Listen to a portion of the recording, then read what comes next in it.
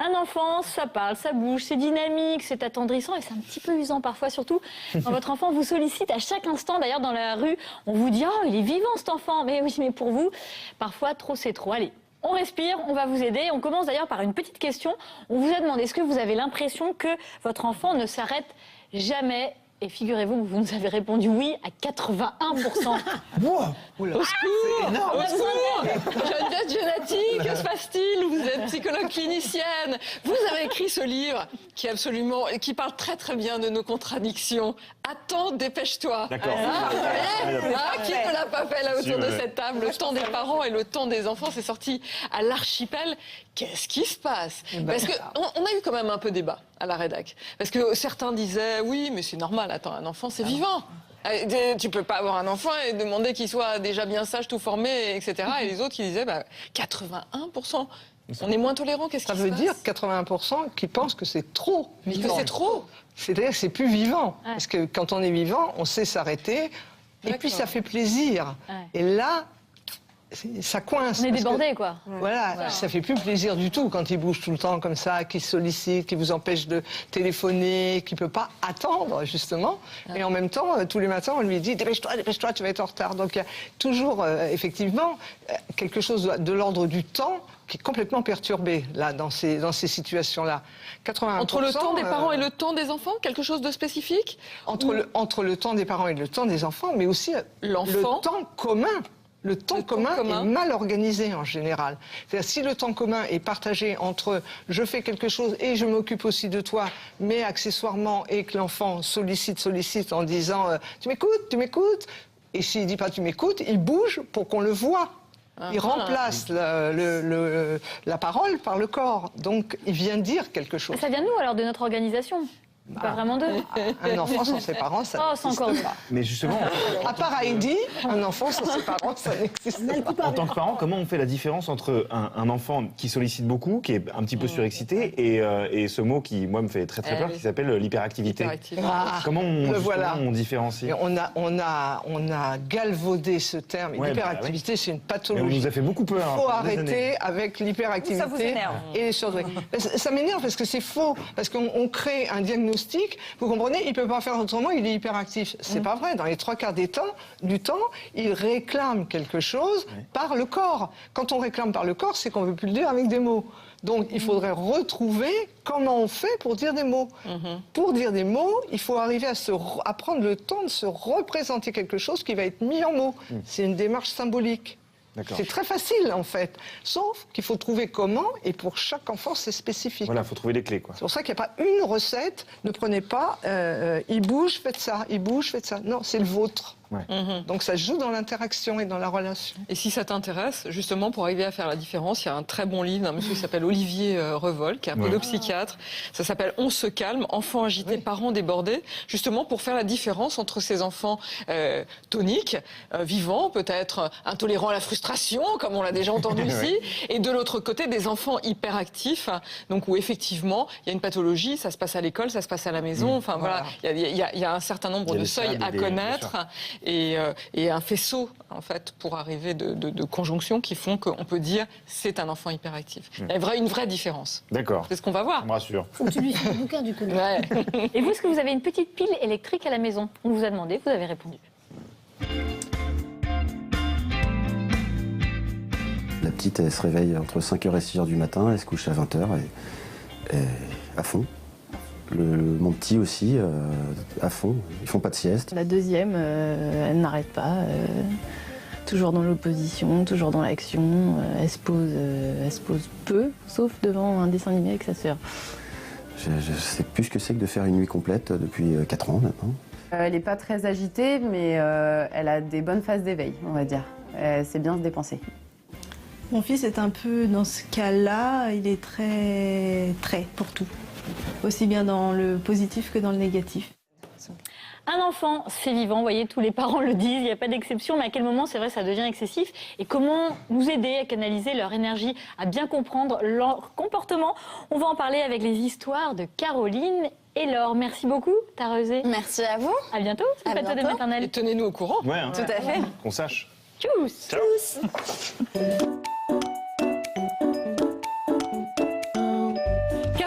bonjour, vous habitez Paris et vous êtes la maman de Jeanne, qui a 4 ans, et de Colette, qui a 3 mois. Évidemment, on va parler de Jeanne du haut de ses 4 ans. Alors, cette petite, c'est une enfant qui ne s'arrête jamais. Elle a toujours besoin de parler, de montrer qu'elle est là. Et vous vous demandez évidemment d'où vient cette attitude. J'ai même cru que vous vous posez la question, comprendre que vous vous posez la question par rapport à vous-même, au type de tempérament que vous avez vous-même. Merci d'être là, on va en parler ensemble. Bonjour Laure, bienvenue sur le plateau des maternelles. Vous venez du Var et vous êtes la maman de Maëlle qui a 5 ans. Votre Maëlle vous sollicite en permanence. Alors c'est de plus en plus compliqué à gérer pour vous et puis pour le papa de Maëlle aussi. Depuis combien de temps vous avez cette sensation que votre enfant vous sollicite tout le temps et tout le temps après vous ? En fait, depuis toujours. Ouais. Depuis qu'il est bébé, c'était déjà un enfant qui nous sollicitait beaucoup, mais quand il est bébé, on dit que c'est normal. Ouais. Et puis là, c'est de plus en plus. Ça se concrétise comment? Ça se déroule comment au quotidien?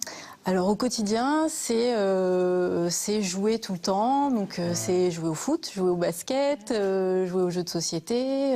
Il nous sollicite tout le temps. Il n'y a pas de moment de pause, de temps calme comme on dit Maëlle ne se met pas dans un coin avec un livre ou il bricole pas tout seul? Non. Même s'il doit se reposer parce que ça lui arrive d'être fatigué, il va me dire maman, tu viens avec moi me reposer. Quoi. Ça veut dire que Maëlle ne peut jamais rien faire seul. Il a toujours besoin de vous, toujours, de quelqu'un. Même dans le repos. Alors ça a toujours été même dans le repos. Ça a toujours été comme ça pour vous, Laure. Et pourquoi aujourd'hui ça vous interpelle plus qu'avant? Alors ça dure? Oui, parce que ça dure et surtout parce que jusqu'à maintenant, je m'étais dit que c'était normal parce qu'on travaillait avec mon mari tous les deux et donc je m'étais dit que en fin de journée, il avait besoin de nous et de nous solliciter, donc ça me paraissait plutôt normal. Ouais. Et puis depuis que je travaille plus, depuis quelques mois, je m'aperçois qu'en fait, non, c'est vraiment tout le temps. Voilà. Geneviève Genati, c'est intéressant avec Maëlle parce qu'on a l'impression qu'à la fois il s'active sans arrêt, et en même temps, il peut rien faire tout seul. Oui. Qu'est-ce que vous en pensez? J'ai l'impression qu'il veut dire quelque chose, justement, à travers son comportement, qu'il sollicite visiblement peut-être plus sa maman que son papa, je ne sais pas, ou c'est pareil avec les deux. Les deux. Voilà. Avec l'adulte avec qui il est en présence, on a l'impression que ce petit garçon, il demande, hey, tu t'aperçois que je suis là, m'oublie pas, enfin, je ne sais pas en quoi ça résonne chez vous, et vous vous dites, si vous avez la tête ailleurs, vous avez beau être là physiquement, l'enfant, il va vous demander, tu m'écoutes, d'une certaine manière. Si les mots, au départ, n'ont pas servi, s'il a commencé par le corps, il va utiliser son corps, et il va réutiliser son corps, et ça va devenir comme, pas une addiction, mais on appelle ça d'un grand mot, on appelle ça les procédés autocalmants chez nous. Et les procédés autocalmants, finalement, c'est des procédés qui excitent l'enfant, mais qui, lui permettent de calmer ce qu'il a à l'intérieur de lui, qu'il n'arrive pas à exprimer autrement. Donc, du coup, il a un petit effet quand même sur le monde extérieur. Il dit que ça ne va pas à l'extérieur, mais que ça ne va pas non plus à l'intérieur, parce qu'à l'intérieur, il ne trouve pas sa solution. Donc, il a besoin de vous, et en même temps, il a besoin de cette excitation pour dire quelque chose. Vous avez l'impression que vous êtes archi-disponible quand, justement, il vous demande d'être là? Ça résonne ce que dit Geneviève? Ça résonne un petit peu, ouais, parce que... C'est pas toujours le cas? Non, c'est pas toujours le cas. C'est-à-dire que je vais être un petit peu disponible, oui, mais au bout d'un moment, jouer au foot, jouer au basket, c'est difficile d'être... pleinement dans cette activité-là. Vous n'avez pas envie? Voilà, c'est surtout ça, ouais, voilà. Mais on a le droit, Geneviève, quand oui. Alors, il y a une astuce qui est pas mal, j'ai dit que je ne donnerais pas de conseils, mais je donne quand même un, c'est de devancer le truc. C'est-à-dire que ça soit vous qui veniez en lui proposant, là, on va jouer, allez, dis-moi à quoi tu as envie de jouer, on va jouer ensemble. C'est-à-dire que ça soit de vous que ça vienne, au lieu que ça soit lui qui vienne vous solliciter à un moment qui est généralement complètement inopportun. Attends, voilà, les fameux attends, là, je me repose, je viens juste d'arriver, on va voir après, attends, voilà. Et là, il n'y arrive pas. Alors que si vous arrivez toute joyeuse et vous dites, bon, je me prépare et je viens de voir, on va faire un petit jeu tous les deux ensemble. Il sent que le désir vient de vous et il n'a plus autant d'inquiétude sur le fait que vous désirez. Est-ce qu'il faut lui dire aussi, veut savoir. Ça va pas durer toute la journée, mon chéri? Eh bien non, ça va pas durer toute la journée. Ça t'est flippé, toi.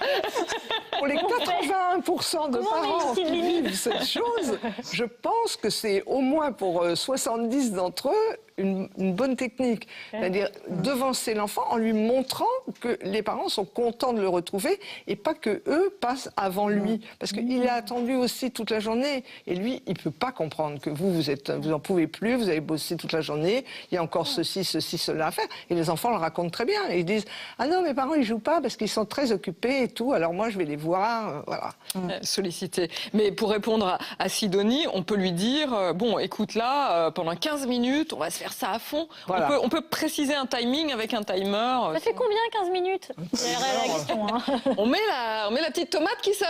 Ah, très bien. Oui. Oui, ça plaît pas trop, Geneviève, la tomate qui sonne. La tomate qui sonne. Non, mais on le sent bien. On le sent quand ça suffit à l'apaiser. Parce que c'est vrai ce que vous dites dans le toujours, jamais. On dit tout le temps ça. Il a toujours été comme ça. Il fait jamais. C'est trop fort ces mots-là. C'est pas vrai finalement. C'est pas vrai. Oui, mais c'est ce que dit quand même. Oui, mais toujours.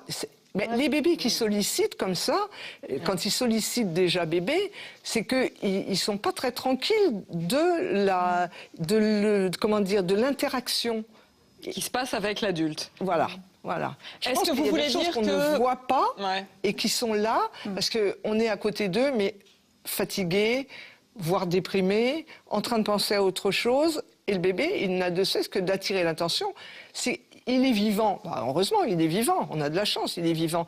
Mais il trouve que la mère, pour lui, ou le père, parce qu'on dit toujours la mère, mais ça peut être le père, n'est pas assez vivant pour lui. Alors, bon, c'est pas toujours facile à entendre, c'est vrai, parce qu'on se replonge dans son histoire. Et les premiers mois, ça fait un peu écho chez vous. Vous dites que... Oui.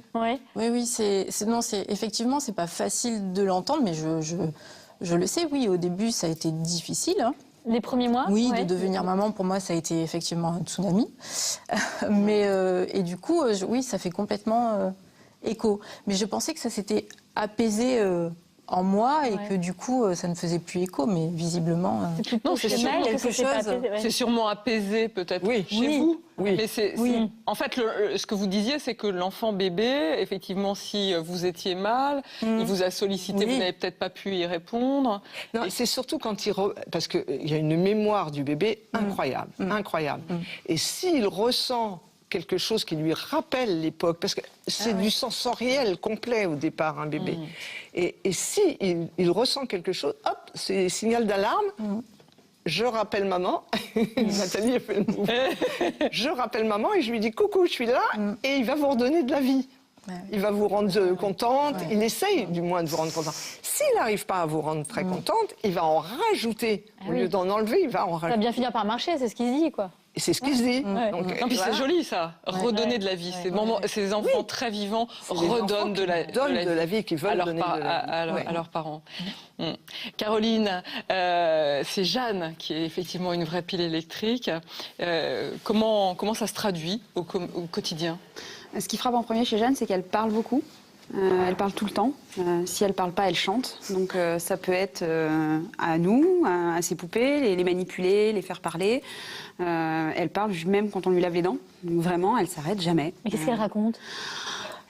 Elle fait parler ses personnages, elle nous parle de sa journée, elle nous demande si on peut jouer à ni oui ni non, Elle occupe le son. Elle occupe le son, et quand elle occupe pas le son, parce qu'on a des amis, on est dans le salon en train de discuter, elle occupe le territoire. Donc elle s'assoit sur nous, elle est tout le temps derrière moi en train d'essayer de me coiffer. Elle se manifeste. Si c'est pas par la parole, c'est par le geste. Ouais. Geneviève, ça signifie quoi un enfant qui parle tout le temps, qui raconte plein de choses en permanence à ses parents, à ses poupées ? Alors, ça peut être plusieurs choses. Ça peut être « ne m'oubliez pas », surtout « ne m'oubliez pas ». Et vous allez entendre que je suis là, je suis la bande-son, voilà. Ça peut être ça. Ça peut être aussi un brouillage. Parce que parfois, les enfants font du brouillage, c'est-à-dire font plein de bruit, pour que ne se disent pas autre chose.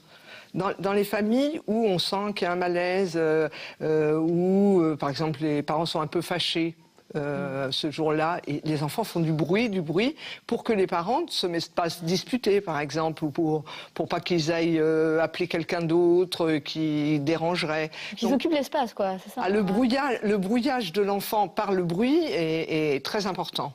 Presque, c'est plus un signe de brouillage que le corps.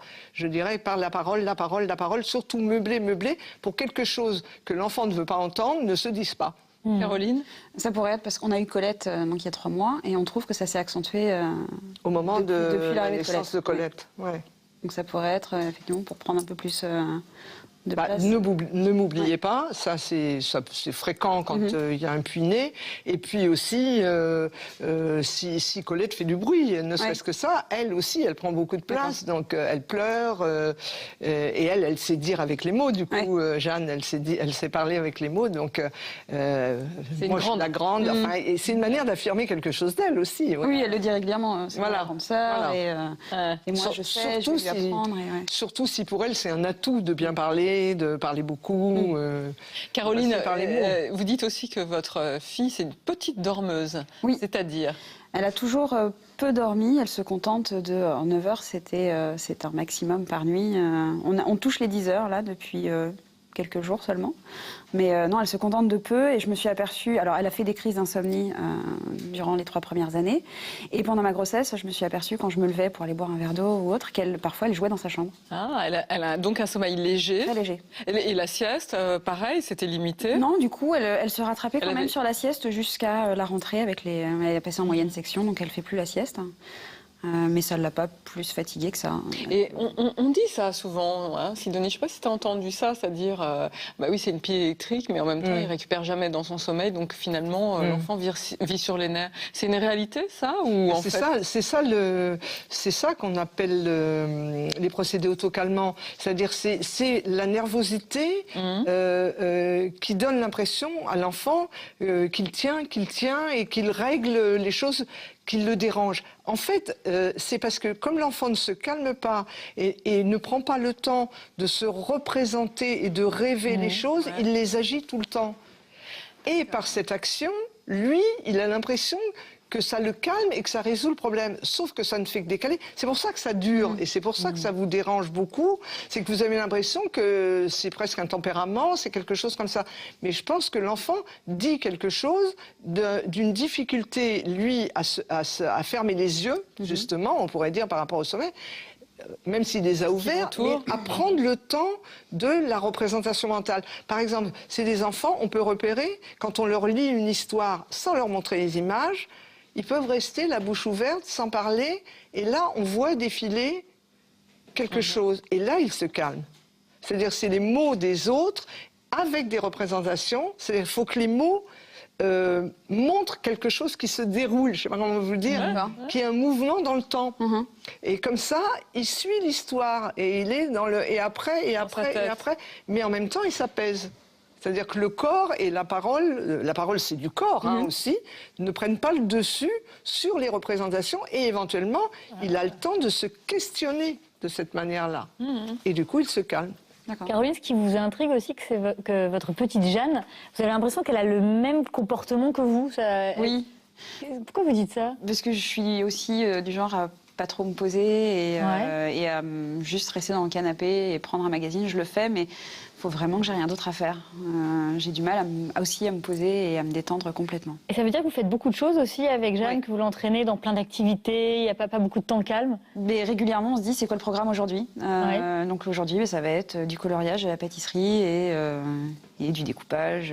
Voilà. Donc c'est vrai que je la mets beaucoup en mouvement, en situation et je lui laisse pas le temps peut-être aussi de s'ennuyer un peu et de créer un petit peu ses activités. Ça peut jouer ça aussi, Geneviève? L'ennui, c'est important? Le mimétisme, là, il y a forcément là une question de mimétisme. Et puis, elle sent que c'est votre désir qu'il y ait de l'activité, qu'on reste pas dans l'absence, quoi, qu'on s'absente pas l'une de l'autre. Là, il n'y a pas.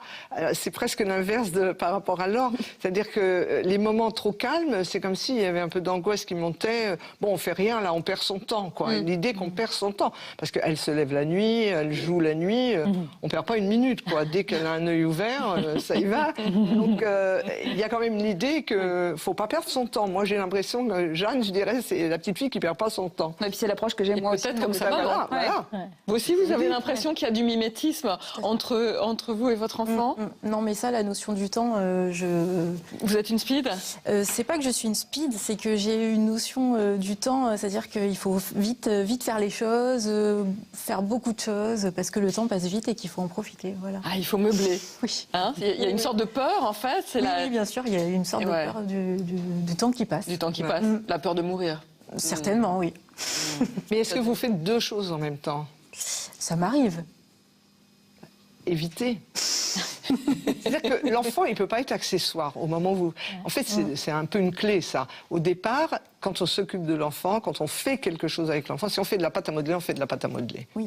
Si on joue aux échecs, on joue aux échecs, on fait rien d'autre. Parce que si on fait autre chose en même temps, il y en a une partie qui est perdue. Et c'est là que commence la sollicitation. Alors, ça dépend des enfants. Ils ont des manières de solliciter plus ou moins agréables. Parfois, c'est en posant des questions très philosophiques. Mais bon, parfois, c'est juste comme du bruit ou des marionnettes ou de la girouette où ils tournent sur eux-mêmes. Et là, ça va plus. C'est-à-dire qu'ils sont en train de dire non, j'arrive pas à me couper en deux. Est-ce que le téléphone n'a pas un petit rôle là-dedans aussi? On l'a souvent au bout du bras. Moi, je vois, si je suis avec ma fille et que je regarde en même temps avec quand même des mails du travail, voilà. Ça la rend dingue, je le vois. Ça dure 10 secondes, hein, mais c'est fini, quoi. Donc on a vraiment l'impression que ça, c'est quelque chose qui peut... Et qu'on se rend peut-être, je sais pas, vous, Laure ou Caroline, vous l'avez souvent avec vous, votre téléphone, en même temps qu'on joue? Parce qu'on se rend même plus compte, on n'a même pas l'impression de faire autre chose, d'ailleurs. Marquez, vous allez vous en rendre compte quand c'est elle qui va regarder son téléphone alors que vous allez lui parler. Mais c'est pas tout de suite. Vous allez tout comprendre. Mais oui. Je vous laisse découvrir. Apprendre aux enfants à canaliser leur énergie tout en s'amusant, et si c'était possible. Caroline, nous vous avons proposé de faire essayer à votre petite Jeanne du yoga, et vous avez dit oui, toutes les deux. Alors l'expérience s'est-elle révélée concluante? La réponse en images avec ce reportage signé Thomas Meyer.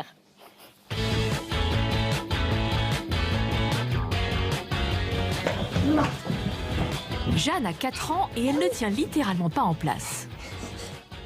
Bon, ça c'est mon château Malton Pony, ça c'est ma cuisine. Lui il s'appelle Mufasa, lui il s'appelle Simba. Regarde. Elle fait de la magie. Et lorsque Caroline, sa maman, franchit le seuil de la porte, Jeanne repart de plus belle. Tu as fini ta chips? Oui. Ok, tiens. Merci. Note. Mais où est-ce qu'il peut bien être? Ça t'arrive d'être fatiguée des fois? Non.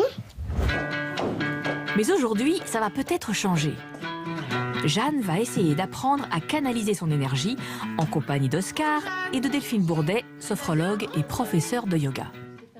On va faire le polichinelle. Vous savez comment ils font les polichinelles? Non. Au début, ils sont un petit peu tout doux, et puis ils bougent un petit peu les pieds, ils bougent un peu les chevilles, comme ça. Et puis après, ça va un petit peu plus vite. Boum, badaboum, badaboum, badaboum, badaboum, badaboum, badaboum, badaboum, badaboum, badaboum. Encore plus fort. Boum, badaboum, badaboum, badaboum, badaboum. Pour les calmer, il faut aller dans le sens de leur énergie. C'est par le mouvement, par la joie, par les chants, par le lâcher-prise. On crée un lien avec les enfants, une complicité, donc après ils nous écoutent en plus. Jeanne a l'air d'apprécier.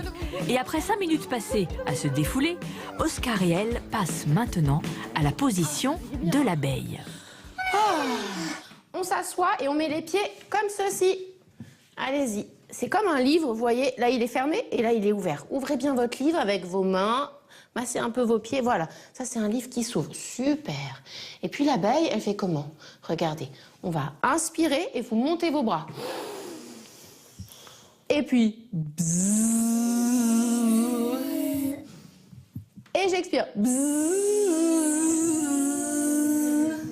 L'abeille, ça permet de canaliser l'énergie.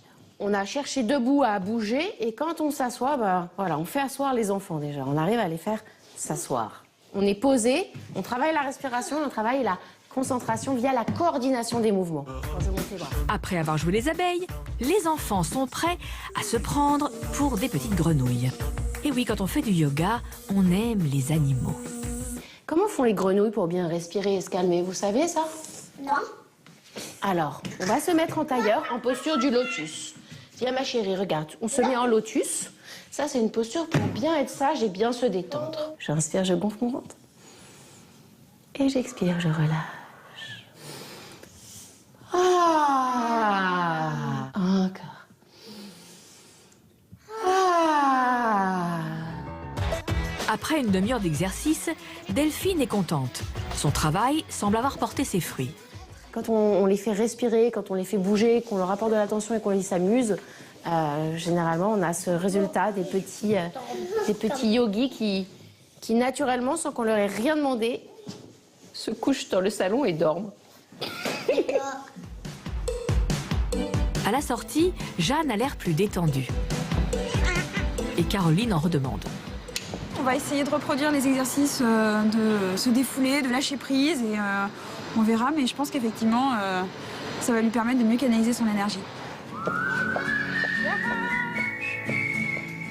On veut savoir, Caroline, vous avez refait l'abeille, la grenouille à la maison avec Jeanne? Alors, on n'a pas refait l'abeille et la grenouille, mais on a fait le lâcher-prise, le polichinelle, l'activité où il se déchaîne un petit peu. Et je dirais pas que ça l'a apaisé ni que ça l'a excité, mais en tout cas, ça lui a permis d'être contente d'avoir fait un petit moment de lâcher-prise toute seule.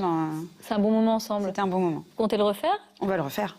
Geneviève Genatis, c'est une bonne idée, ces exercices? Et oui, je trouve que c'est une très bonne idée de la manière dont c'est fait, spécialement pour les enfants, parce que ça rejoint ce que je disais tout à l'heure à propos des représentations. C'est-à-dire qu'on leur dit pas, vous faites ci, vous faites ça. On leur dit, vous faites l'abeille, vous faites la grenouille. Donc l'image vient en même temps. Et du coup, l'enfant se met dans la peau de la bête qu'il va mimer. Et du coup, il y a un cadre à ce qu'il fait. C'est plus des gestes désordonnés dans tous les sens, histoire de décharger de la tension. La tension va se décharger, mais en racontant quelque chose, au moins en ressemblant à quelque chose. Et du coup, comme le cadre est amené par l'adulte, l'enfant se plie très facilement. D'ailleurs, c'est souvent des enfants qui, à l'école, ne posent pas problème, parce que le cadre est extrêmement... on va dire rigoureux. En tout cas, c'est clair. Ce que demande la maîtresse, c'est ce que demande la maîtresse ou le maître. Et c'est beaucoup plus clair que dans le cadre familial où c'est lâche. Ils ont toute la maison pour eux. Les parents, oui, attends, il n'y a pas de cadre temporel ni vraiment de spatial de défini. Caroline, je vous voyais approuver par rapport à l'école. Il y a une vraie différence entre son comportement chez vous, à l'école? Ah oui, c'est le jour et la nuit. À l'école, elle fait partie des éléments très calmes, qui sont hyper attentifs à ce que dit la maîtresse, qui font les activités très calmement. La maîtresse remarque aucun comportement différence trop actif. Et vous, Laure? Pareil. C'est un petit garçon qui est concentré à l'école, qui écoute, qui a un bon comportement. Alors, quelles sont les questions, au fond, que vous vous posez? Probablement par rapport à vous, non? Dans la façon de gérer, Oui. C'est quoi vos questions? Par rapport à moi, et puis justement, on en a un peu parlé, quelles sont les limites, mais le fait de devancer sa demande, effectivement, j'ai jamais essayé, et je pense que c'est une bonne... Oui, parce que c'est ce que fait le maître à l'école ou la maîtresse. Ou même ce qu'a fait Delphine, c'est-à-dire proposer quelque chose dans lequel l'enfant rentre, ça a déjà un effet apaisant, parce que ça cadre, c'est un contenant, ça part à l'excitation. Comment vous vous sentez aujourd'hui? Parce que là, vous faites assez zen. Ça vous inquiète, en fait? Vous en parlez avec elle, de cette inquiétude avec votre compagnon? Oui, enfin, ça m'inquiète. C'est pas que ça m'inquiète, c'est pas quelque chose d'angoissant pour moi, c'est juste que je n'arrive pas à mettre de limite là-dessus, c'est-à-dire sur la sollicitation. Il va nous solliciter, si je lui dis non, je vais culpabiliser en fait, de lui dire non. Donc je suis. Et si vous dites oui, ça ne s'arrête pas, c'est ça? Et si je dis oui, ça ne s'arrête pas. Donc voilà, où sont les limites? Comment faire pour calmer le jeu, en fait? Et il faut aussi que vous trouviez pourquoi vous culpabilisez. Est-ce que c'est parce que vous avez l'impression déjà de ne pas avoir assez de temps pour lui? Mais la quantité de temps, c'est souvent quelque chose que les parents réclament. J'ai pas le temps, vous comprenez? Et c'est pas la quantité. Je pense que c'est vraiment la qualité. Et comment est faite la proposition? La proposition, on voit bien si elle vient de vous, que vous vous amusez. Et alors, dans la proposition, il y a l'idée de lâcher avec la position adulte. C'est-à-dire qu'il faut se mettre dans une position de petit, en fait. Il faut presque arriver à se rappeler, soit comment on était quand on se sentait bien et qu'on était content. Souvent, c'est avec les grands-parents. Je prêche pour ma paroisse. C'est avec les grands-parents qu'on apprend que les adultes peuvent être aussi petits et faire comme les petits. Parce que eux, ils n'ont pas l'esprit occupé par le travail, les responsabilités. Même ne serait-ce que d'avoir la responsabilité de son enfant, ça bloque complètement. Est-ce que je fais bien, est-ce que je fais mal? Si on se demande tout le temps ça, on n'avance pas. D'ailleurs, vos enfants sont comment avec leurs grands-parents? Moi, il sollicite beaucoup aussi. Hein. Ouais. Il sollicite pas seulement papa, maman, c'est aussi tonton, tata, papi, mamie. Tout le monde. Oui, mais eux, ils y vont sans se poser de questions. Oui, voilà. Alors que vous posez la question du cadre, en fait, de la limite. Oui. Est-ce que, Geneviève, vous partagez l'idée de ce que raconte Didier Pleu, là, de l'adulte roi, l'adulte tyran? Vous savez, il avait souligné la sursollicitation, surcommunication, survalorisation, surprotection, etc. Est-ce qu'il indique clairement en disant que, en fait, il y a aussi un souci par rapport à la frustration, c'est-à-dire en tant que parent, arriver à frustrer son enfant? Et oui. C'est ce que là, vous dites, je ne sais pas comment dire non. Lui dit, il faut apprendre à être frustré. Qu'est-ce que vous en pensez? C'est-à-dire qu'il faut, si vous expliquez pendant 1 heure, voilà, écoute, je vais te dire non parce que ceci, parce que cela, c'est pas pour t'embêter. Non, stop. Il y a des règles, c'est tout. Les règles, alors à condition que tout le monde les applique. On les applique à la mise en scène. Si on demande à l'enfant de ne pas faire 2 choses en même temps, de ne pas être à table tout en jouant, et voilà, on n'est pas en train de regarder ses mails pendant qu'on mange.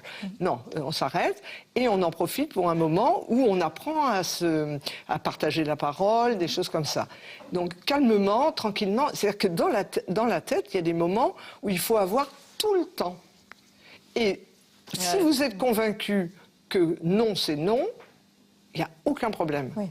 En fait, il faut être entier. Ce que vous dites, Geneviève Gentil, il faut être entier dans tous les moments. Il faut être dans le moment présent, on joue. Et quand c'est non, c'est un vrai non. Donc, voilà. Et puis avoir une conviction. C'est-à-dire que si on a une conviction, on est convaincant quand on dit non. Bien sûr. Si on dit non mollement... Avec plein de culpabilité. Avec plein d'explications, il est à peu près certain que oui, mais... non, mais voilà. C'est bien ce qu'elle nous dit, Geneviève, là. Non Ouais. Et vos compagnons, parce que c'est vrai que c'est pas facile quand on porte tout en tant que maman, en se disant il faut que j'arrive à faire tout ça, etc. Est-ce que c'est pas, ça marcherait pas mieux si c'était le papa qui s'y mettait? Si, quand il le fait, ça fonctionne mieux. Ça fonctionne mieux parce que son nom est beaucoup plus sûr que le mien. Ouais.